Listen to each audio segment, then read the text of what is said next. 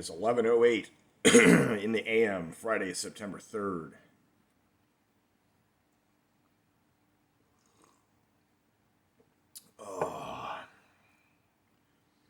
Woke up with serious heartburn and a slight drip from the roof.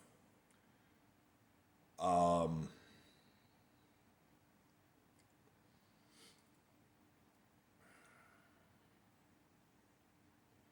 couple of things to talk about, all related to the same basic concept today. Got two videos that are going to upload before this one, and then this one should come out tonight. I'm working, I'll be in town with the high definition internet and be able to get the stuff uploaded. Okay.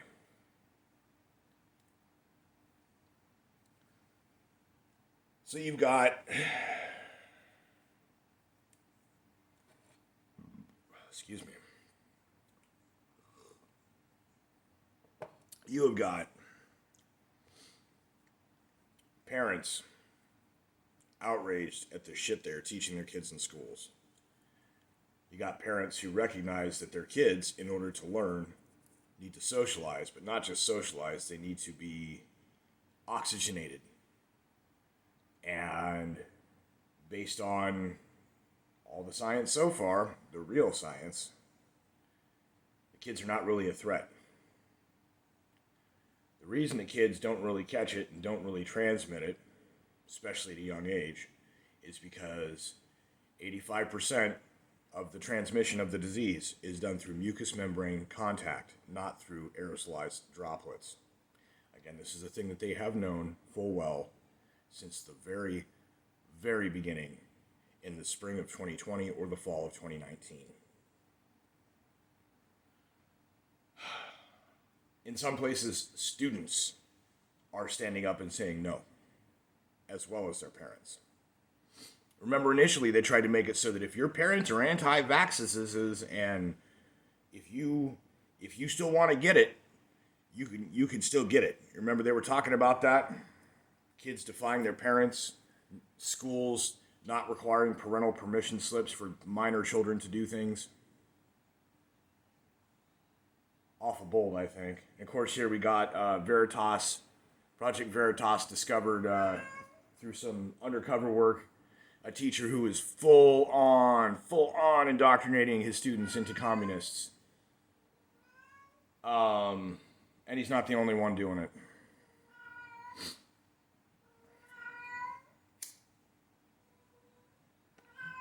Thank you, Princess.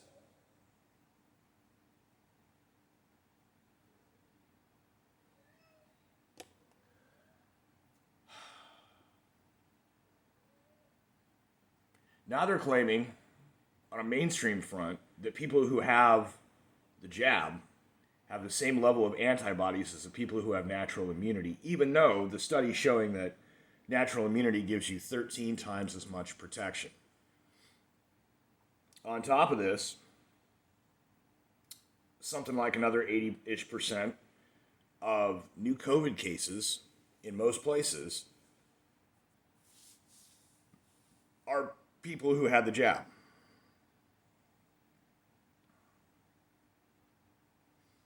What they're also finding, though, in a survey of millions of people, you have a 1,000,000-person data pool, you're going to get probably a fairly accurate sample size. Over 80% of the people surveyed, now this is right before the Delta variant, but remember, your natural immunity does cover the Delta variant even if the jab doesn't.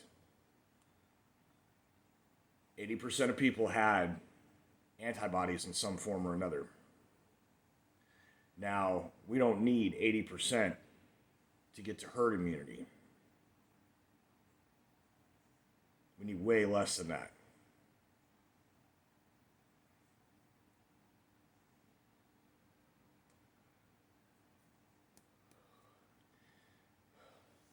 So for the people that say every life matters as far as the disease goes,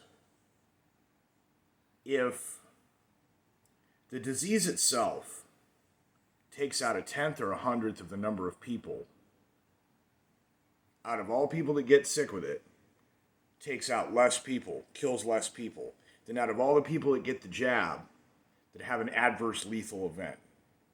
There are about 10 times more people having adverse events than dying from COVID.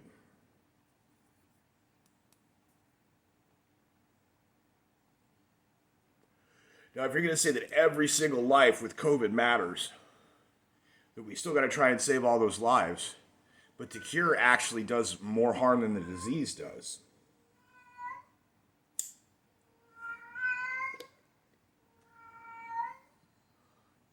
Princess.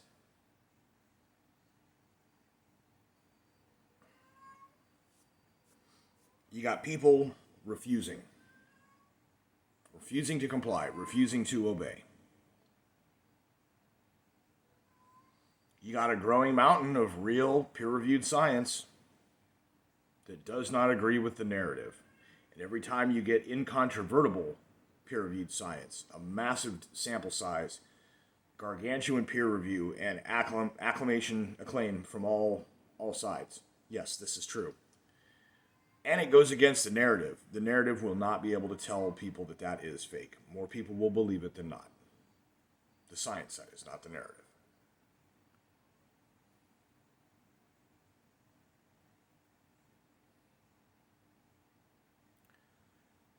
We are at herd immunity. Every effort that our official authoritative government and medical types, science, capital S, big science, capital B, capital S, BS, big science, does that work? That works. Big old science wants you to think otherwise. We have reached herd immunity. Everything they do to try and fight and stop it makes it worse. The jab does not do what they said it would. And there may be serious genetic modification consequences down the line, because this is a widespread, like large-scale gene therapy application to the human race, basically, through about half. That they are not done with the tests. Brings us to our next topic. FDA authorization of one particular brand.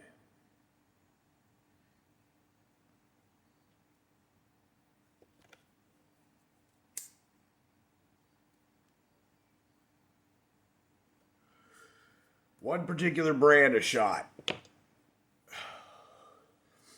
The rules for emergency use authorization on any of the other ones is that if a legal approved alternative exists, you must use that first.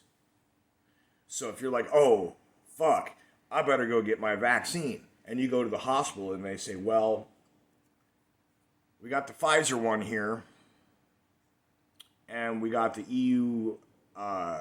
EUA, emergency use authorization version of all of them. But we got this brand name comorbidity.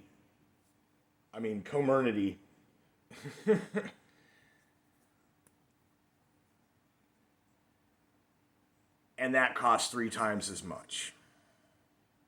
But it's available, so we can legally give you that one. With these other ones, we have a stockpile, a surplus, but they're emergency use authorization. We have this one in stock, so we have to give you this one. It's 3 times as expensive. You see how that works? So the FDA has sided with the Pfizer-BioNTech companies by giving them the first authorization. They got the first shot through the gate, and now they get the first authorization. Meanwhile, even the documentation for the new branded product itself still says we can provide no data for long-term side effects or health consequences as tests are ongoing. So we are authorized before the test results are in.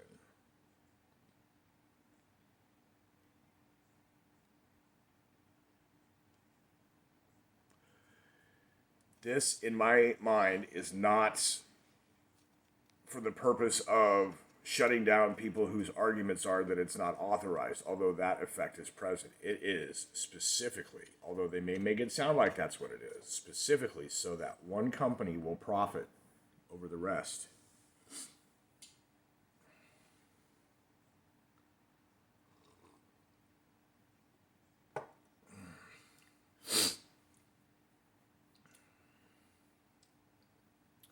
And I haven't looked any further into it, but the headline so far says, was that Pfizer coming out with a daily pill for treatment?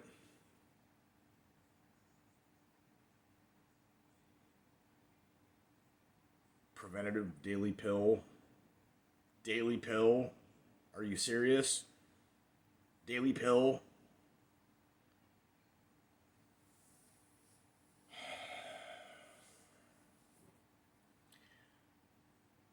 I'll put $5 down on the table and say that the daily pill turns out to be a concoction of these previously generic, available over the counter, or by easy prescription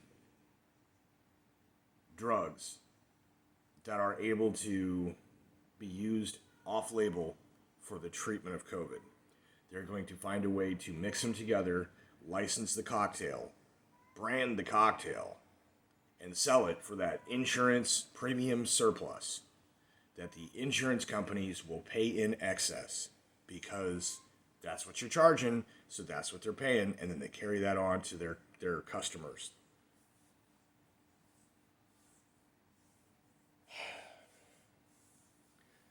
So they're going to have a daily pill that's probably like, get your quinine.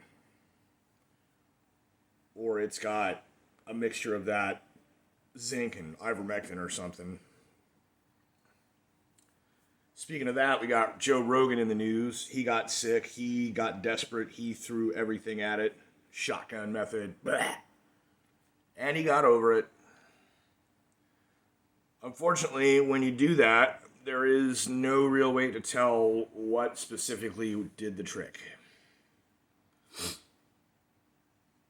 But it is interesting to see that, indeed, there was a reaction from the brainwashed zombies. I'm not even going to say the left. I'm going to say the brainwashed zombies. Who first were joyous that he got sick and then were upset that he pulled through. And this is a thing that has been noticed. A lot of people have noticed it. And it's not just become a, wow, everybody's being an asshole. But now it's becoming... Wait a minute, legit though, everybody's turning into assholes. And what I mean by that is there is a legitimate meanness, a vitriol, a hatred, toxicity in the people who are getting brain stirred by this back and forth idiotic nonsense. They're going to reach a point where their brains are so stirred that it becomes a froth. And when it's a froth, they don't think.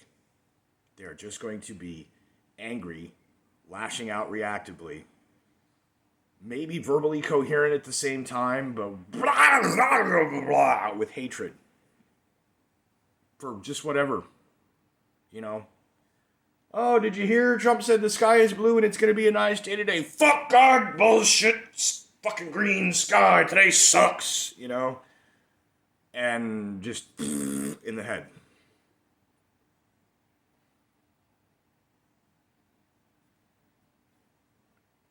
They're the same people that are believing everything that they're being told. And I understand, I empathize, I really truly do with the people that are able to see that something is wrong but not confident enough to make their own assessment determination. I don't know what to tell you, man. It is easy for me to look up scientific data, read it, analyze it, come to a solid conclusion. It took me years of practice to become good at it. But it's doable. As long as you don't have any particular brain damage, you are going to be able to sift and sort through your own biases, separate your own biases, be able to objectively analyze data before reapplying your biases because you can't leave them off forever. You're a person. Humans have biases. But you can temporarily suspend your biases, observe, and then reapply and view the observations through your bias as well.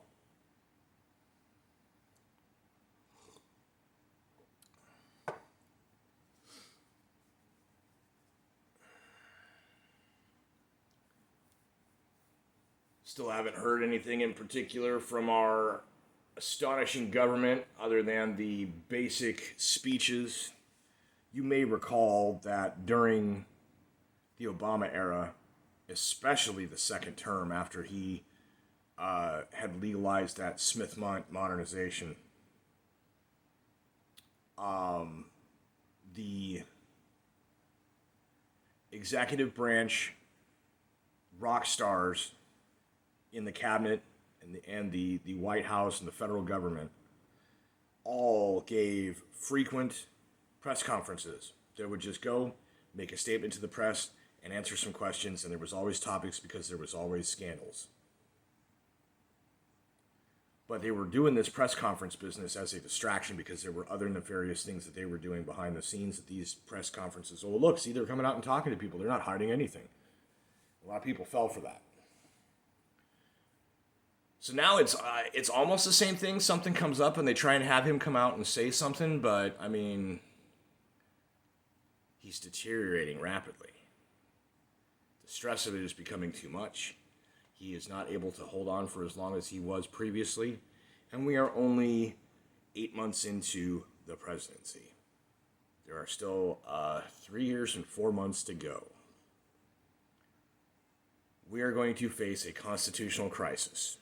We are going to face a political and identity crisis in our country.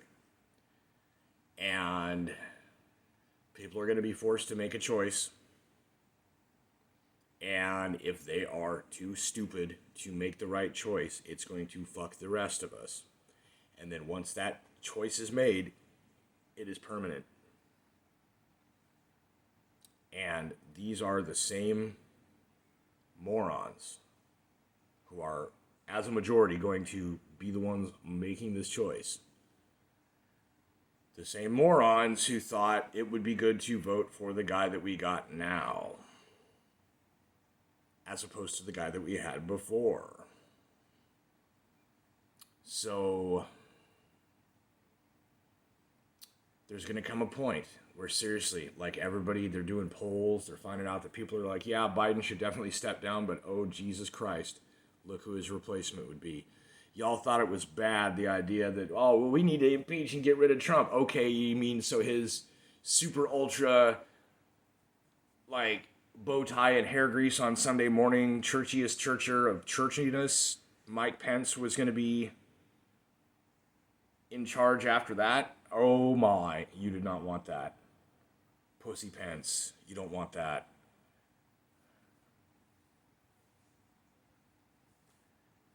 So, you got Sleepy Joe, and then you got Vice President, I laugh at inappropriate times, who has done nothing. She's given some press conferences. She's otherwise really done nothing.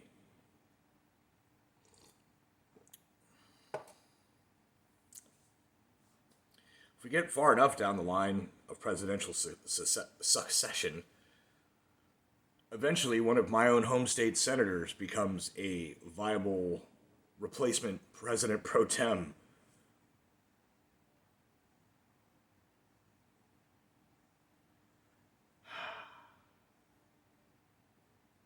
So remember,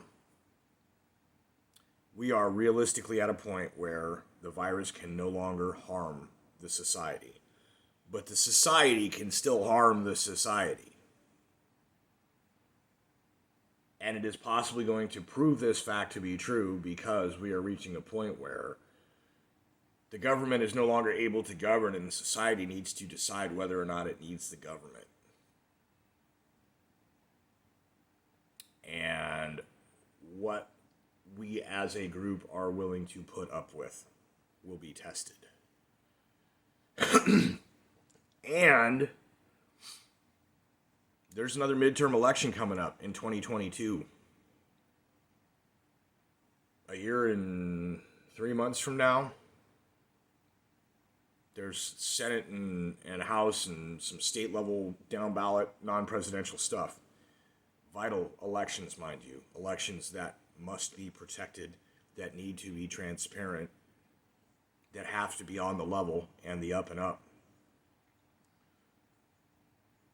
But in the meantime, once again, they're going to turn on the mind control rays. They're going to ramp up the narratives, the neurolinguistic programming, as it were, that they use on the television, the little keywords, the stop thought phrases, the chaining together of certain ideas and things like alliterations and little trickeries to soften you up for suggestion. And they are going to skullfuck all of us into not being able to think just in time for the vote.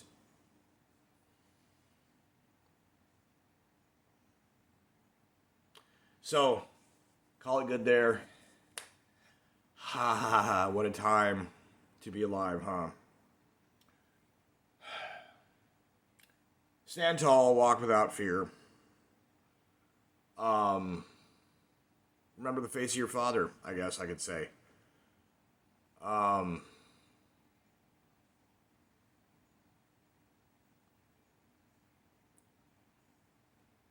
The world's moving on, and you can either move on with it or you can stick around and see what happens, I guess.